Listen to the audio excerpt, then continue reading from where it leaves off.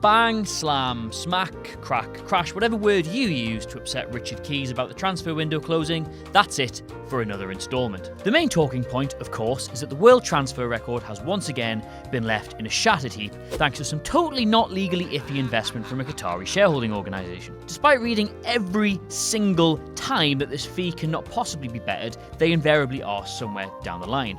Records, by their very nature, are there to be broken.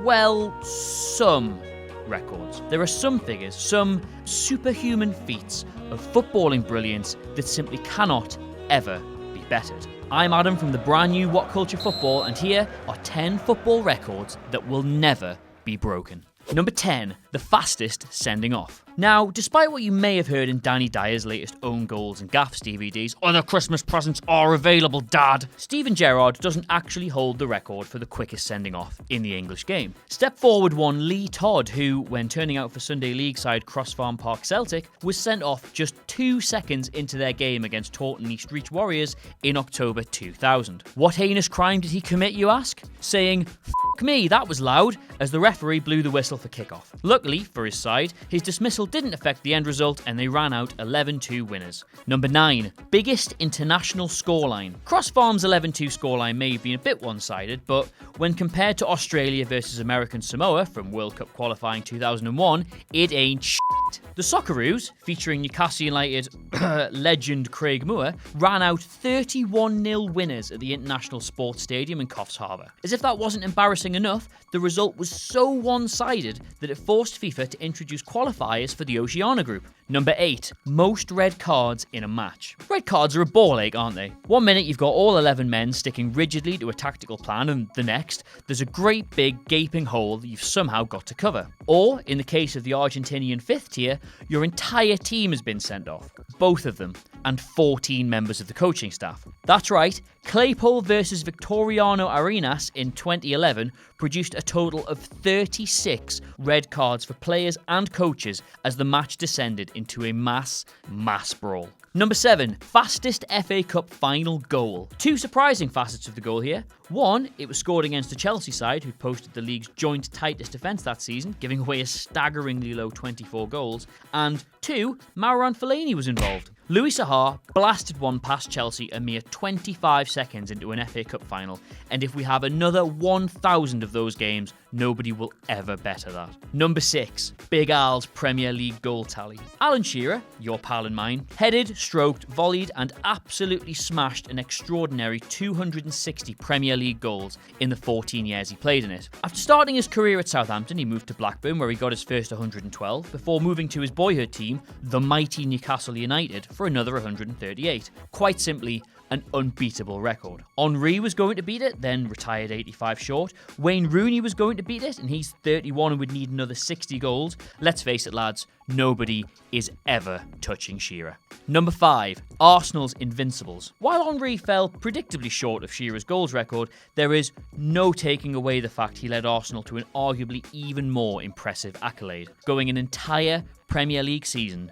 unbeaten. Looking at the burning skip fire that is modern day Arsenal, it's easy to forget that they were possibly the most entertaining Premier League side ever to grace the division, and in 03-04 went the full 38 games without tasting defeat. Led by Patrick Vieira and with a centre-back pairing of Kolo Touré and Sol Campbell, the Gunners were an incredibly strong defensive unit. Add to that the magic of Henry, Bergkamp, Pires and underwear model Freddie Ljungberg, and Wenger had created the perfect recipe for attacking success. Number 4, most goals by a goalkeeper. If there's anything that quite exposes how ridiculous football is as a sport, it's the sight of a lofty goal kick, sailing over the midfield, taking a sharp bounce outside the box, looping over a panicking keeper, and nestling itself in the goal. So rare a sight they are that in the entire history of the Prem, we've only seen it happen 5 times. But none of them come close to the record of, brace yourself, 131 goals. Rogério Ceni was an apparently outstanding free kick taker and managed an incredible ratio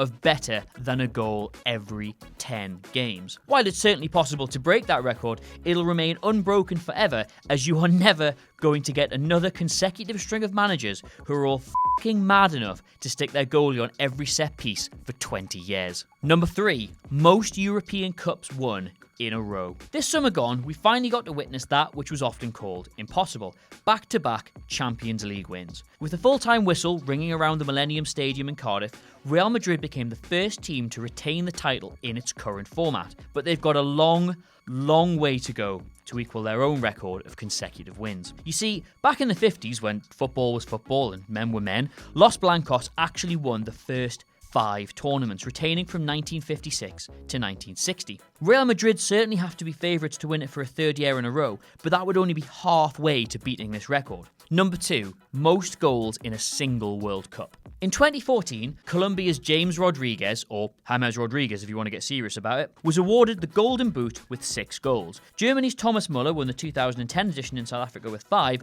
but what is the actual record? Roll back to 1958 and France's Just Fontaine netted an incredible 13 goals in what turned out to be his sole World Cup. Les Bleus finished the tournament in 3rd place, and Fontaine quite magnificently ran away with the top scorer award.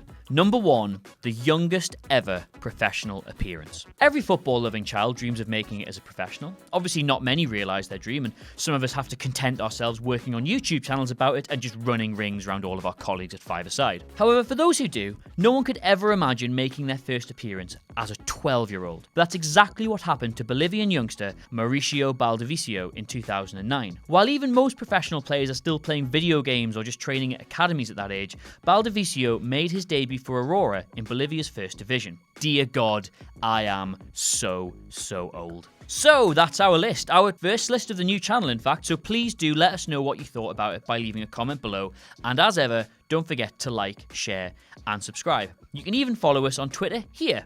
Until next time, I have been Adam Cleary of WhatCulture Football, and I will see you soon.